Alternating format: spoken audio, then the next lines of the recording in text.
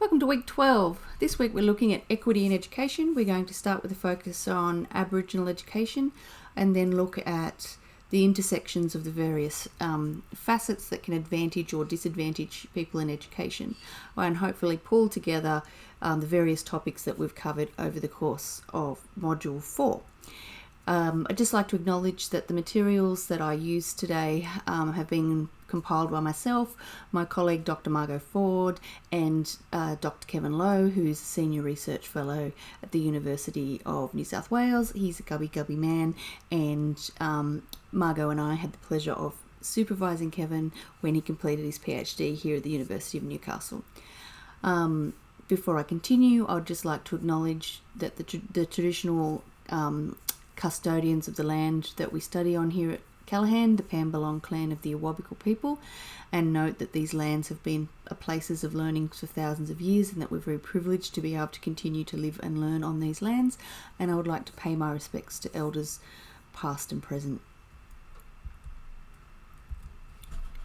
Excuse me, I'm having technical difficulties today, but let's continue. So when we think about the education system, we can think about it in terms of its structure, the pedagogies that teachers use, and the content that's in the curriculum. So does the structure include or exclude people? Do the pedagogies meet the cultural norms of all the students? Does the curriculum reflect students' lives, and can they connect to and see themselves in the curriculum? Now, if we think about the structure of schooling curriculum as we know it is based on hierarchies of knowledge, and it's based on ideas that reflect some of the things we were talking about in educational psychology around students' age and stage of learning and cognitive and moral and social development, and what's appropriate for people to learn at particular ages. And it also reflects very Western ideas about knowledge.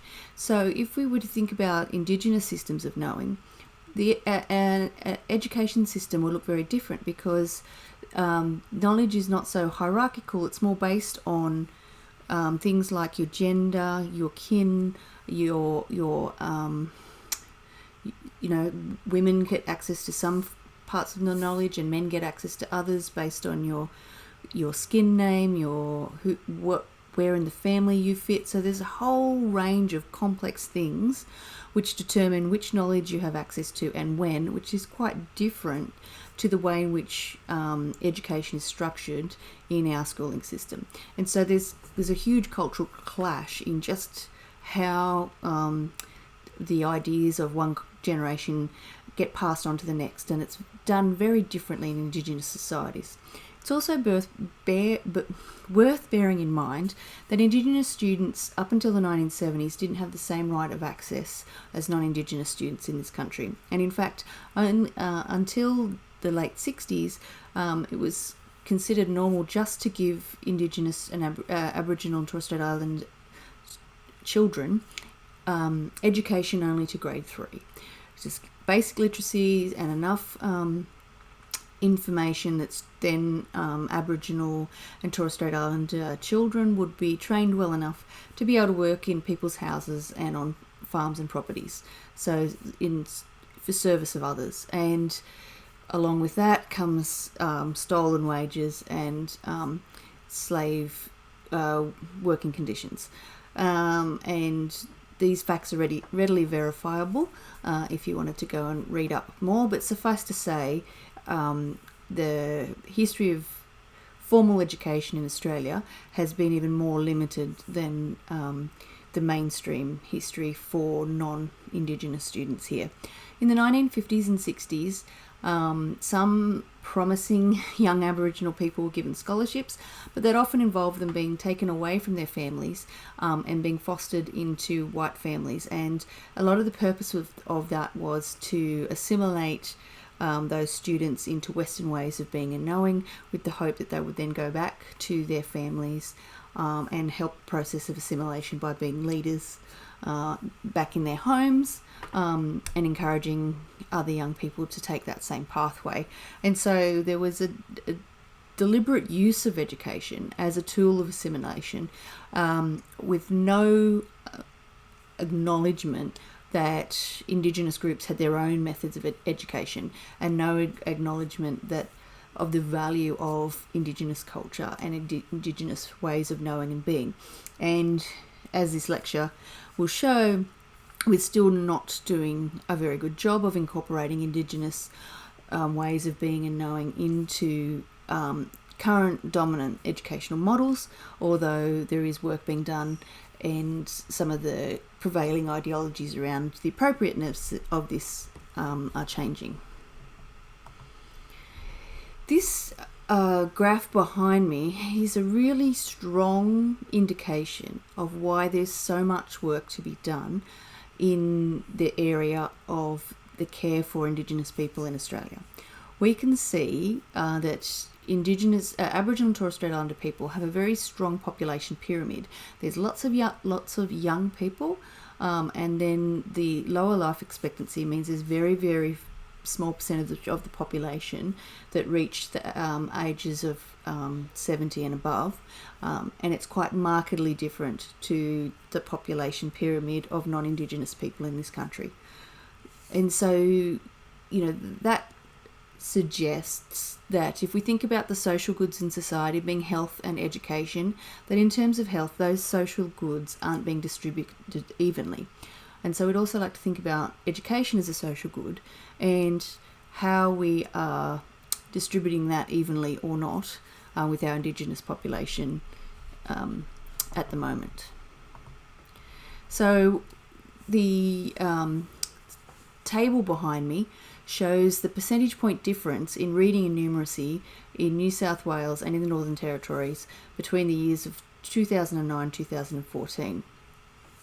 And the highlighted numbers show where there's been a marked change in the percentage point difference. And you can see that the percentage point in difference between Indigenous and non-Indigenous students in New South Wales is around 10% in year 3, 11-12%, through to 16-14% in numeracy by year 9. So the gap widens over time, but we can also see the gap is a lot bigger in the Northern Territory. So Indigenous status alone isn't the only thing going on here, because otherwise those gaps would look similar if location didn't come to play in it. And we can see that there's a 55 to 57 point difference between the literacy outcomes of students in reading in the Northern Territory versus a 50 to 49% difference between Indigenous non-Indigenous students in numeracy. So that there's a huge gap between Indigenous and non-Indigenous students in the Northern Territory. So it's not just a matter of Indigenous status, but also location, because the gap between Indigenous and non-Indigenous student attainment levels is quite marked in the Northern Territory. And even though it's significant in New South Wales, it's certainly a lot bigger and a lot worse in the Northern Territory.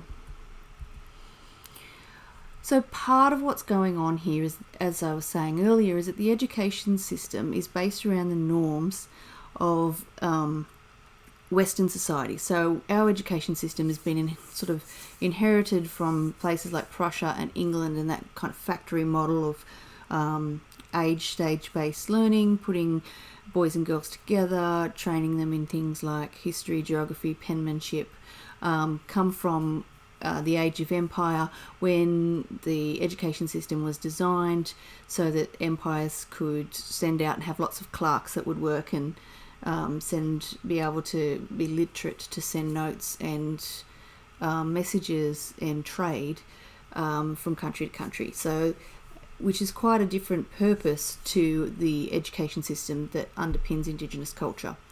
And so we can see from some of the quotes around me that there's quite a big difference in worldview between Indigenous and non-Indigenous people.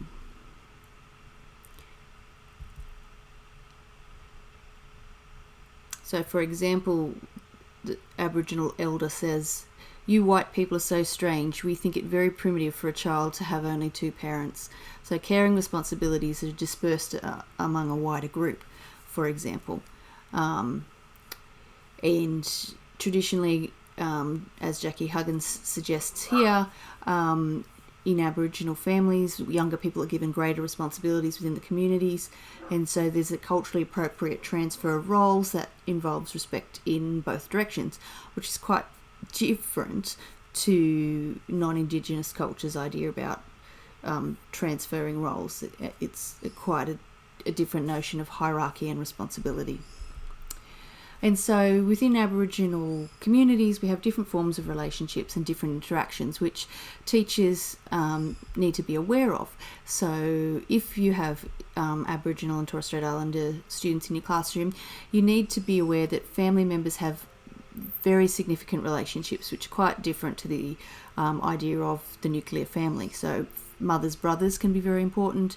Behaviour that within a mainstream white middle class family might be a display of resistance or defiance may not be motivated by the same cultural norms, and teachers can misconstrue what Indigenous students are doing or trying to communicate by interpreting those as being a defiant behaviour. There's in communities with high level of Aboriginal students, there can be kin relationships in classrooms that would be possibly unknown by the teachers. After initiation, boys are regarded as men. Indigenous families have different ways of constructing notions of children and childhood and understanding those notions. And so Indigenous children are much more likely to be independent and are expected to be more adult-like at a younger age.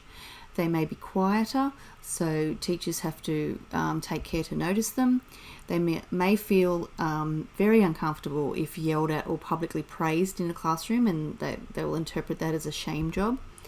And they may not expect to be treated very well by non-Indigenous teachers, or they may come to school expecting to be treated unfairly by the system, because that might reflect the experiences of older people that they know, that school is not a welcoming or safe place. So given the generations of trauma that Indigenous people experienced at the hands of the schooling system, we're inheriting as educators this complicated past. So what can be done? Well, we can be aware of cultural safety and work on creating positive community relations. If we move to an area with a strong Indigenous history and high population, we should learn the particular history of the Indigenous families and communities in our area, because these are not homogenous and they vary from place to place. And some areas have complicated histories of migration and transfer, and different groups that were previously not known very well or not well connected being put together in the same areas, whereas other areas may have a more stable history of the same families living together over a longer time, and a very strong connection to country. Teachers should learn to comprehend Aboriginal and Torres Strait Islander pedagogical frameworks and Indigenous ways of knowing. So learning how Indigenous knowledge varies to the dominant forms of knowledge that we are all familiar with. Recognising and attending to the social, physical, and educational needs of Aboriginal and Torres Strait Islanders children. So, for example, within Aboriginal communities, there's often a very high level of ear infections, and that can lead to permanent hearing loss. And so, without being aware of this, students can look like they're not listening, but in fact, it's a physical ailment that's preventing them from listening. It's not attitudinal or deliberate. And so these things need to be attended to. Recognising the social dynamics between Indigenous and non-Indigenous children in early education care and schooling sites, and just being aware of the dynamics between the different groups, and to try and aim for creating inclusive classrooms and playgrounds, and being prepared to address the dynamics of social inclusion and exclusion in early primary and high school sites. So, where there is a dangerous dynamic of people being deliberately excluded or harassed, actively working to change the school culture so that that's known to be not acceptable. As I say, Kevin completed his PhD here at the University of Newcastle, and he looked at how Aboriginal education workers, teachers and students come to the school system with a particular standpoint. So his work was based on standpoint theory, and he was looking at the professional knowledge that teachers have of the Indigenous students in their care and how that could affect educational outcomes. So he undertook his study in 4 towns across New South Wales, and each community had a different history, which he discovered created quite different dynamics in the different schools. So these histories all impacted upon the present day relationships, conversations, assumptions, knowledge bases, and in turn on the educational outcomes of Aboriginal students. So in 2 of these 4 schools, the outcomes were very good for the Aboriginal students, and in the other 2 they were less so. So understanding the history of the town is a tool that teachers can use to try and ensure that they can best connect with and meet the needs of the Aboriginal students in their care. So for Kevin, school is a cultural interface, and where you have Aboriginal education officers, they are able to provide a perspective on what's going on. And so he interviewed Aboriginal education officers who said things like, voice of Adam, schooling is a part of those historical interactions between whites and Aboriginal people. So this history is not something that's finished, it's ongoing, and as teachers you'll be part of these historical interactions. Kirsten says it's up to individual teachers to get to know the child, school and the community and come together. Adam says, be open to the answers coming from elsewhere. It's all well and good to say we want them to have an education, but what does that mean? So finding out what are the goals that parents have for their children. And it may not be what we would imagine it would be. We might be projecting our understandings and our values on other families. And for an Indigenous student, an education in a white system may mean something very different, and have different aspirations, or the same aspirations, and we might be assuming that they have different aspirations to non-Indigenous people. So it's, as Adam said, being open. And so what Kevin found in the process of undertaking his PhD was a paucity or a lack of teacher professional knowledge about their students, that effective and authentic engagement impacts positively on parental support for the school. So where teachers were found to be genuine and authentic in their engagement with children, led their parents to feel more supportive of the schools. That standpoint is always present, it's community-centred, it's unique and contextual, and born of localised acts of agency and resistance. And so when you become a more experienced teacher, it doesn't mean that you can take everything from one place, transfer it to another and expect that it's going to work. That every school, every community has its own history, and that we need to be attentive to that. And then effective engagement requires empowered communities and teachers. So this is something ongoing, and that it's never solved, that it's always in the moment, and that if you want to be effective, you need to be empowered to learn about local knowledge, and to value that and to work with your community.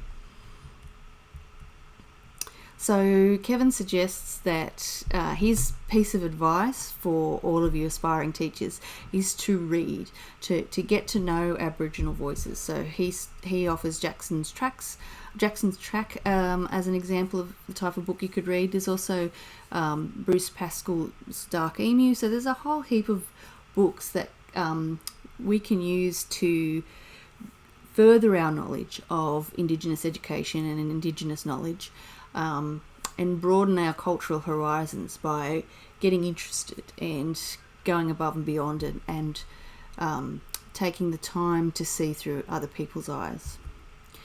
Part of the work that Kevin's also done is an analysis of the Australian curriculum and the Aboriginal content in the curriculum. And so Aboriginal and Torres Strait Islanders' histories and cultures are a cross-curriculum priority.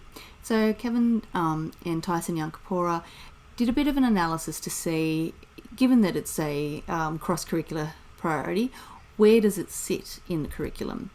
And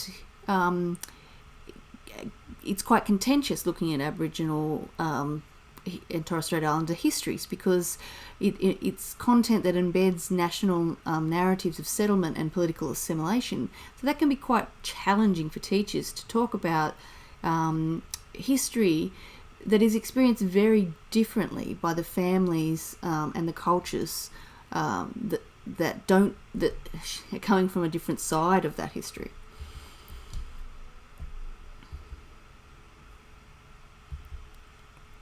And so his work looks at how teachers experience that challenge and balancing how things can be taught. So is this closing the gap? Is it freedom, control, invasion, assimilation, the new normal? So, how can teachers have these complicated, complex conversations about things that can be interpreted quite differently? So he looked at themes of reconciliation, contested narratives, and social legitimacy. And he asked questions. So you can't really teach reconciliation in school because it's dependent on students knowing Aboriginal history and culture. Otherwise, who's reconciling what to whom? Reconciliation without students knowing about the history and culture is, in Kevin's words, controlled curriculum content that legitimates ideas of settlement. These types of stories are contested narratives, and the narrative is around Australian nation making. So what do students come out of school knowing? Do they know the embedded narratives of settlement and response that acknowledge Aboriginal presence and the way in which colonial legitimacy was established in this country? What about social legitimacy? So sometimes some of the inequalities are legitimised through ideas that they don't want to learn, and so we're not necessarily seeing things as injustice because we participate in discourses that blame the victim. And so can we address levels of socio-economic disengagement through our education system?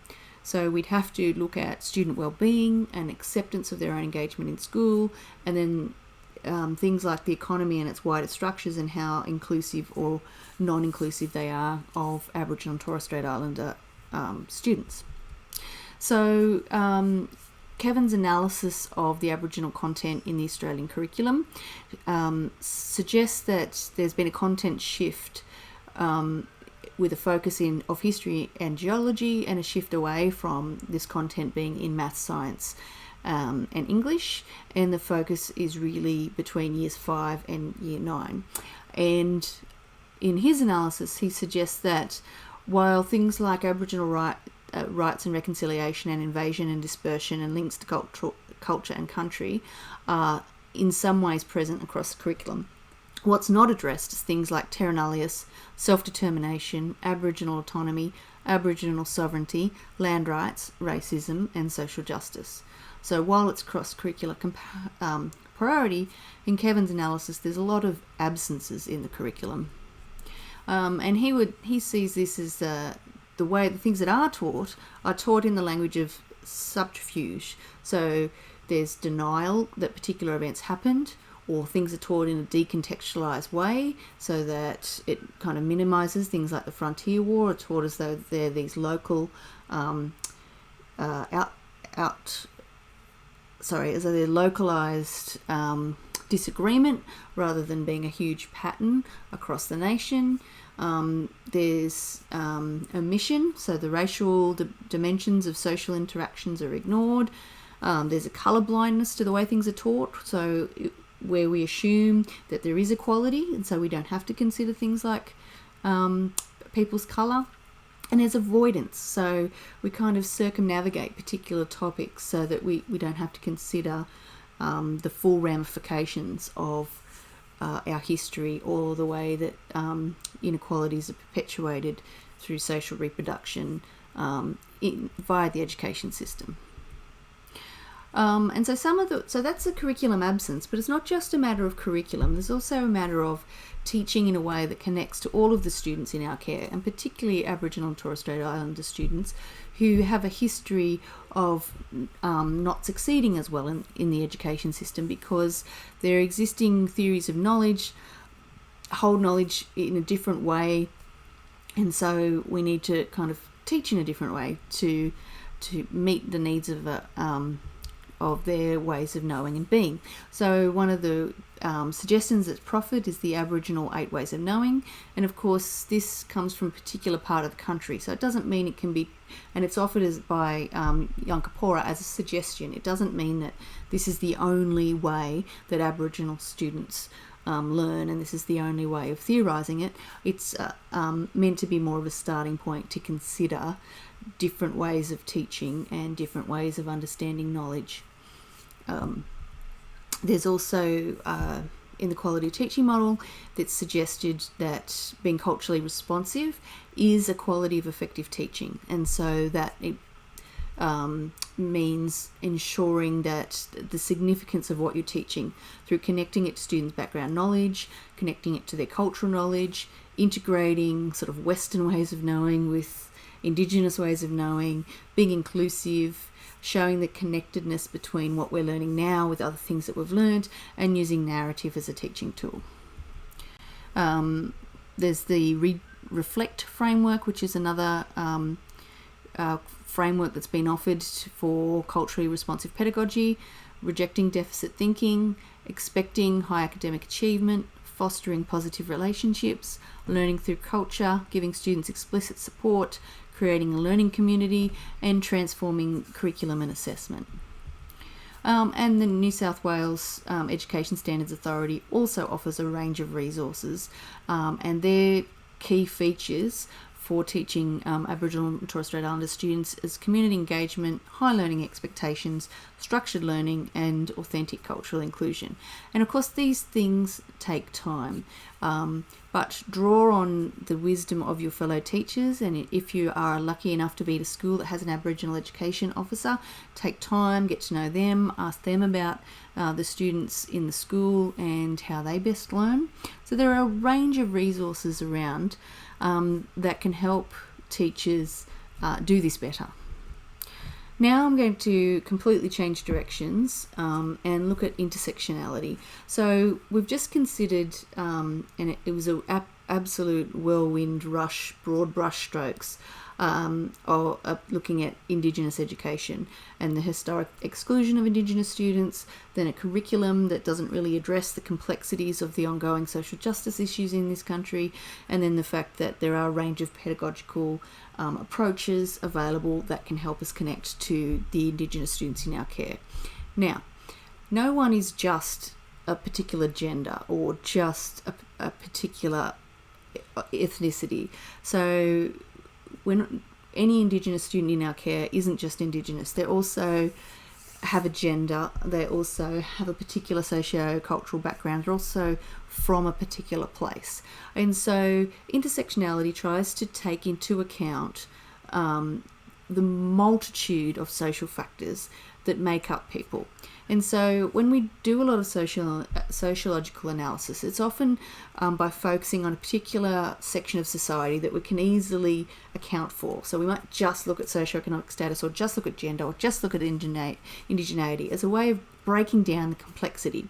But we also need to bear in mind that these different aspects of identity always intersect. So for the rest of the lecture, I'll be providing some examples of the ways that different social constructs act together in order to illustrate this notion of intersectionality. So we have in this course looked at the way socioeconomic status informs other types of marginality, and some argue that socioeconomic status is actually foundational, but there's also other complexities at play, such as gender, sexuality, indigeneity, other cultural, racial and ethnic identities, languages, disability, etc., etc. So the term intersectionality has got a very bad rap at the moment. People are taking it to mean the intersectionalities of people's multiple identities. But originally it was a term that was coined by Kimberly Crenshaw, who's an African-American legal scholar, feminist activist, and she defines it as the view that women experience oppression in various configurations and in varying degrees of intensity.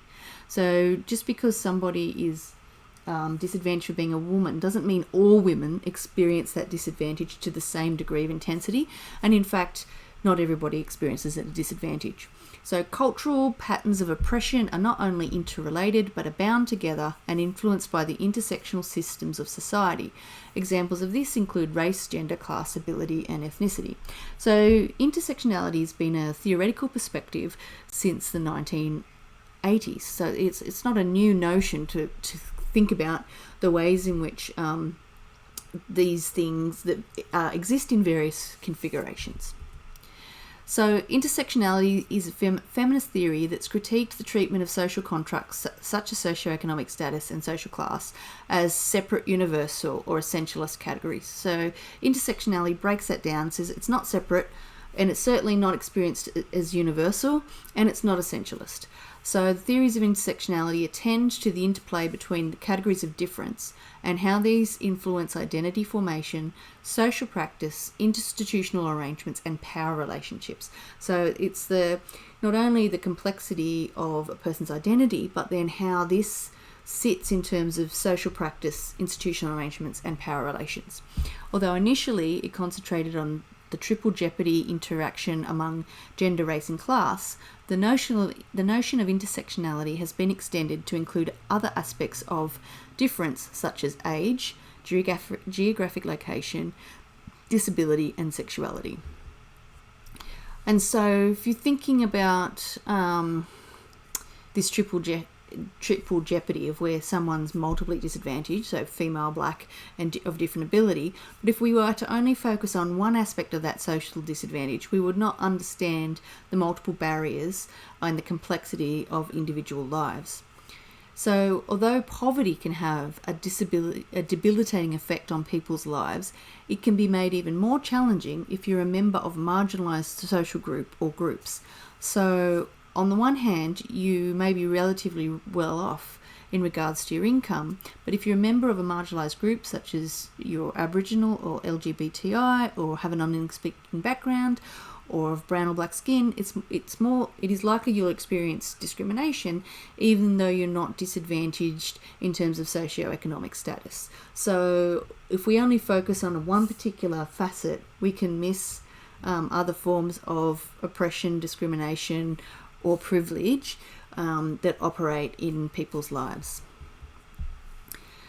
So intersectionality is based on several key tenets, not just about identity.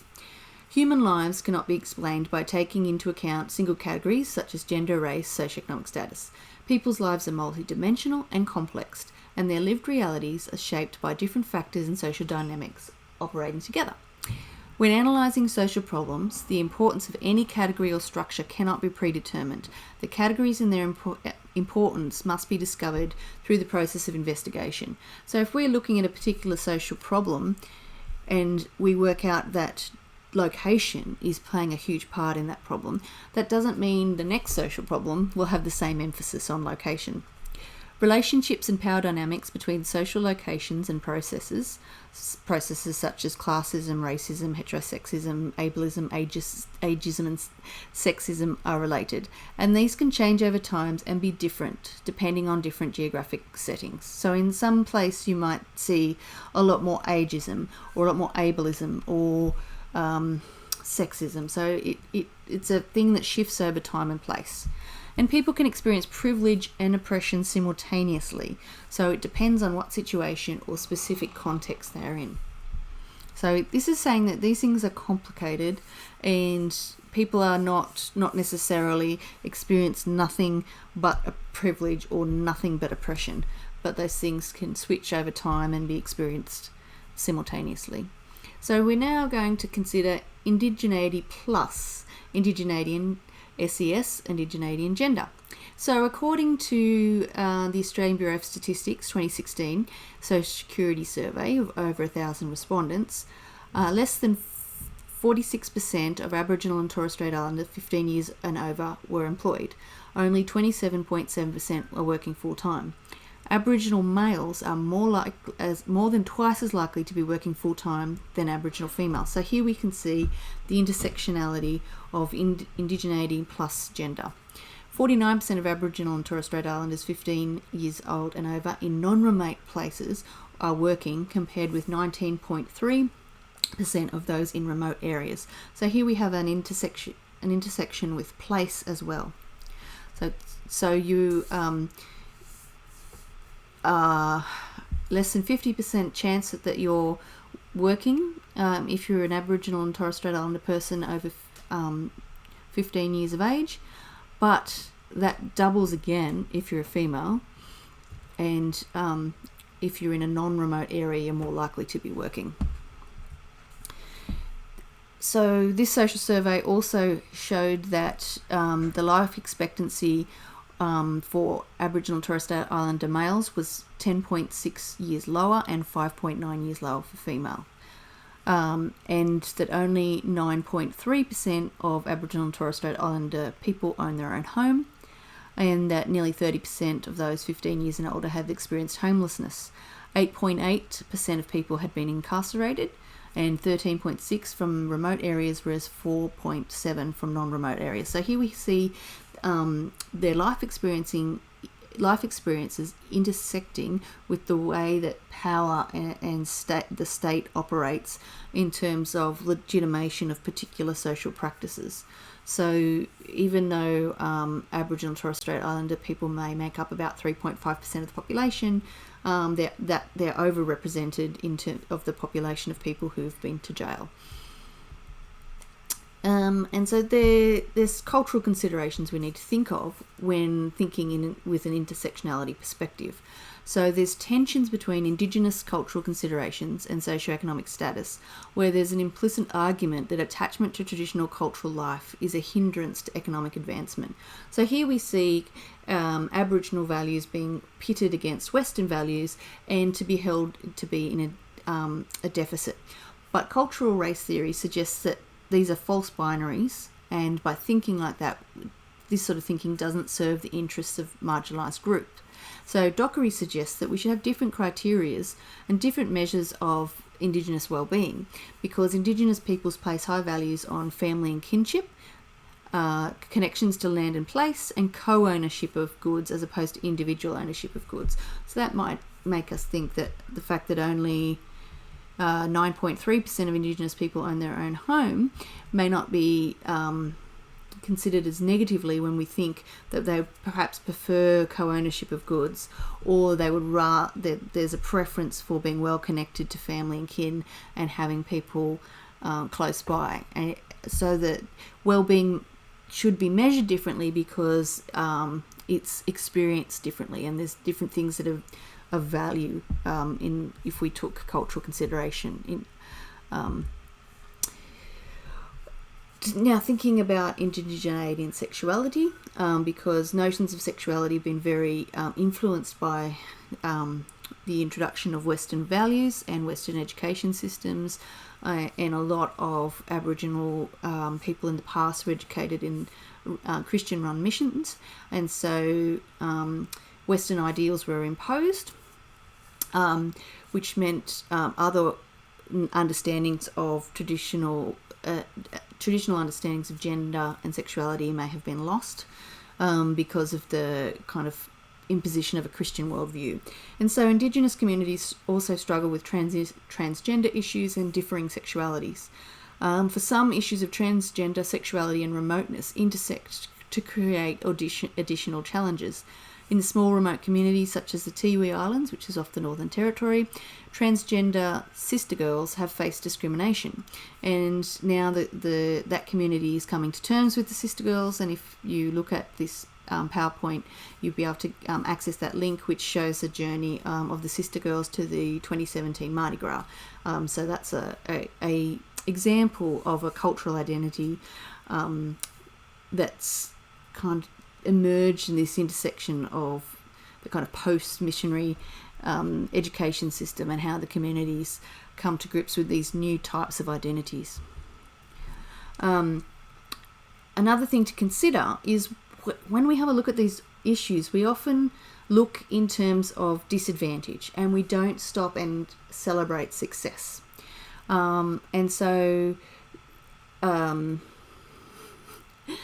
Sorry, I've got a typo on the page.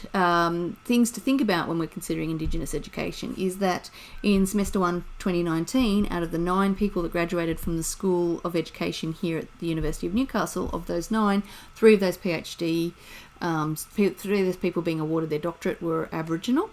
We now have 5 Indigenous members of federal parliament. The percentage of Year 12 Indigenous students is increasing. So in 2001, only 27.3% of Indigenous students completed Year 12, and in 2014 it was up to 48.7%. So the situation is changing, and we have the privilege of being part of that change.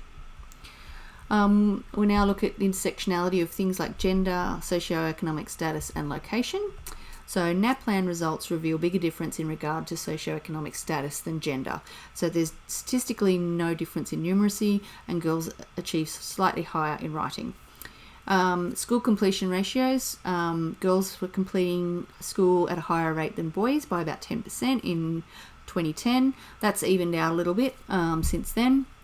And then in terms of university, the percentage of the population with the bachelor degree or above, females have a higher rate of holding a bachelor degree than males, but girls' relatively recent success in school has not translated into equal levels of success outside of school.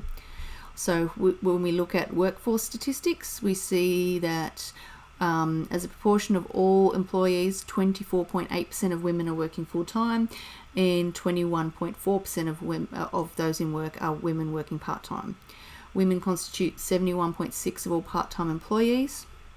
The workforce participation rate for women is 59.3%, whereas for men it's 70.4%. So women have a higher rate of Year 12 qualifications, but there's a lower rate of women participating in the workforce. When we look at the percentage of at age 24, the percentage of young people who are fully engaged in employment, training, or education, that's 73.5% of young people at 24 are fully engaged in work, educational training, and so 26.5% of 24-year-olds are not engaged in any of that. So the young people who are not fully engaged in educational work are disproportionately female and from low SES backgrounds, located more often in regional remote areas and Indigenous. And so who misses out has gendered patterns, location patterns, SES patterns. So this table shows the characteristics of those not in the workforce, and we can see here that females are more prevalent in this group than males, at roughly double the percentage. Young people from disadvantaged backgrounds are more likely to not be engaged in work, training, or education, and only 2.6% of 20 to 24-year-olds from high SES backgrounds were not in the labour force. However, 14.2% of those from the lowest SES category are not in the labour force. So employment is not evenly distributed, and we can see patterns of advantage and disadvantage when we start looking at the data. Location has an impact, and the highest unemployment figures in the country are in the Queensland outback, and the lowest are in Sydney's northern and eastern suburbs. You may be interested to know that Newcastle is in about the middle. Newcastle and Lake Macquarie, unemployment rate in 2016 is 6.2%. And so location and impacts your chances of finding work. Another way of looking at intersectionality is looking at the intersection between location and sexuality, and we find that studies repeatedly show that GLBTIQ students from remote and rural towns experience isolation, social discrimination, and a lack of appropriate services and support. These students were less likely to feel safe at school, at social occasions, and on the internet than their urban peers, and many aspired to leave their rural and regional homes to become the person that they wanted to be in an urban environment. And so this is a model for thinking for an intersectional approach. And in it, you can see that you think about the structures that surround people's lives, and then the way in which factors such as age, race, ethnicity, nationality, sexual orientation, gender identity, religion, ability, and class intersect across the way the economic structures in our society, so the distribution and access to wealth, resources, industry, work, etc. The way things are represented, so the controlling images, the negative stereotypes, the media. So if we think about the media representation during COVID, the people identified as breaking curfew were usually more likely to be identified if they were people of colour. Non-people of colour, white people, were more likely to have their anonymity protected if they broke curfew. So the way in which different groups are represented, the way in which these different groups intersect with things like the criminal justice system, the education system, religion. So the public policy, the laws, and the rules made by the government all shape the structures that have an impact on the way people's identities are experienced, and that affects their lived realities. Now, what can we do? Now, what we can do is identify the trend, and we can see from the PISA data that social background has a reasonably strong relationship with student performance, and social background is shaped by parental occupation, wealth, cultural resources, parental education, family structures, immigration status. But disadvantaged background is not necessarily associated with poor performance. So we can see reading literacy can be really high. If we were to move this, there is schools here where the achievement is high, but the social background index is still low. So while there's a trend, we've also got to consider the local context. And so what we can do as educators is every student in your class should be seen as an individual that has complex intersecting social stories. And while it's important to recognise the disadvantages and challenges that some students face, we need to remember that all students can be and are successful learners. We should not resort to deficit thinking about any student. We should have high expectations for all our students, and we can use the resources such as the What Work websites at our disposal to meet the needs of students in our classes. I'm going to leave it there. It's been an absolute pleasure working with you this trimester, and I'd like to wish you every success for your studies that you have left in your degree. Take care.